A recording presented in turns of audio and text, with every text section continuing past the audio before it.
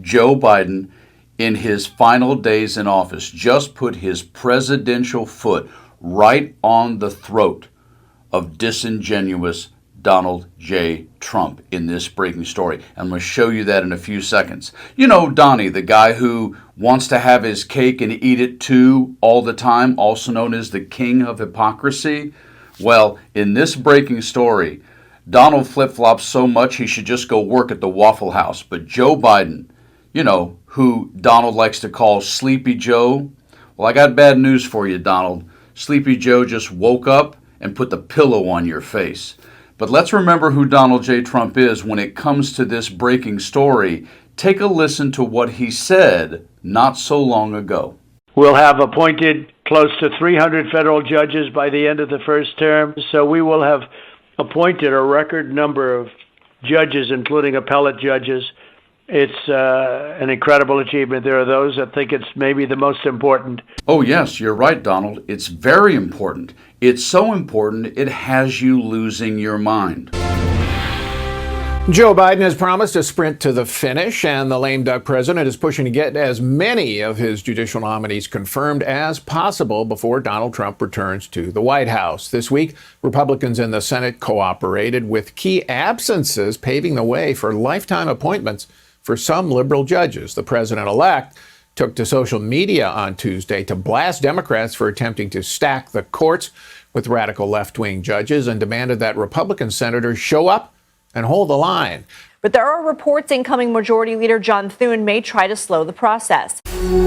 President-elect Trump said the Senate should stop confirming President Biden's judicial nominees to lifetime appointments on the federal bench. Trump posted on Truth Social, the Democrats are trying to stack the courts with radical left judges on their way out the door. Hey, Donald, I'm a little bit confused now, and so are the senators. Do you want them to go on recess so you can have no obstruction to all of your cabinet picks, or do you want them to stay and hold the line? Votes on judges are scheduled by Senate Majority Leader Chuck Schumer. The Judiciary Committee sends nominees to the floor. As long as Democrats have a simple majority, they can confirm as many judges as time allows between now and January 2nd. Senate holds an important role in confirming or rejecting high-level officials like cabinet positions, judges, and ambassadors. However, there's a clause in the U.S. Constitution that allows presidents to fill out their administrations while the Senate is in recess. As President-elect Donald Trump moves to set up a more forceful presidency than in his first term, and considering a tool known as recess appointments to skip over Senate confirmations for even some of the most powerful positions in U.S. government. It's nice to win. So in this breaking story, what is Joe Biden going to do? Joe Biden is going to take his right fist of the executive branch and stick it right on Donald Trump's chin when it comes to the use of the word veto. Take a listen. Breaking news, Biden says he'll veto bill that would let Trump nominate more judges. President Joe Biden and key Democrats have come out against a once broadly bipartisan bill that would create 63 new permanent judgeships now that President-elect Donald Trump would be the one to fill 22 of them. The White House said Tuesday that Biden would veto the bill passed unanimously by the Senate this summer and set for a House vote this week that would add judgeships to the most overburdened federal courthouses in the country.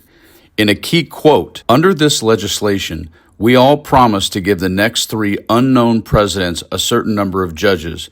New York Representative Jerry Nadler, the top Democrat on the Judiciary Committee, said at the House hearing on the bill Monday.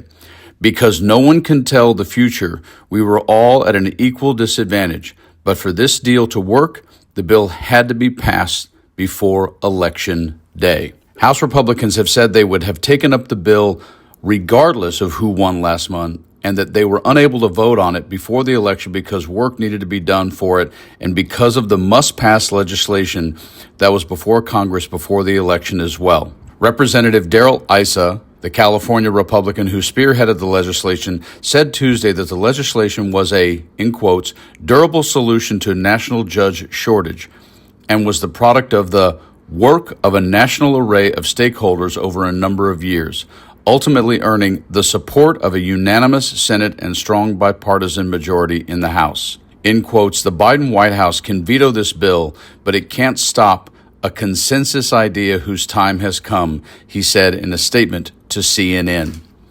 Furthermore, and continuing on, the Judicial Conference undertook a meticulous analysis to come up with its recommendation while the bill's authors used the feedback from lawmakers to craft the staggered 10-year rollout of the additional judges so to cover 3 different presidential terms and 5 Congresses. In some of the overburdened courthouses targeted by the legislation, the median criminal case can take years to resolve. In quotes, and finally, litigants across America deserve their day in court, Mitch McConnell said, and they deserve to know the federal judiciary has the bandwidth to carefully and thoroughly consider their cases. McConnell has led Republican efforts in the past to block Democratic nominees for existing court vacancies, including the blockade of President Barack Obama's 2016 Supreme Court nominee Merrick Garland.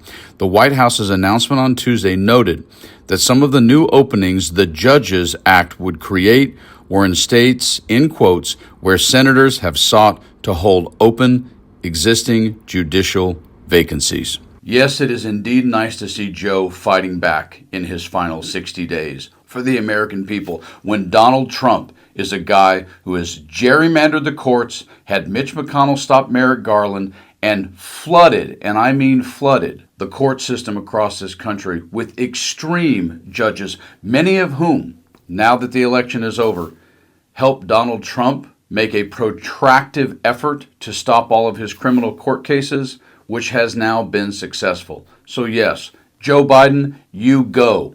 Well done. Everybody out there, stay frosty.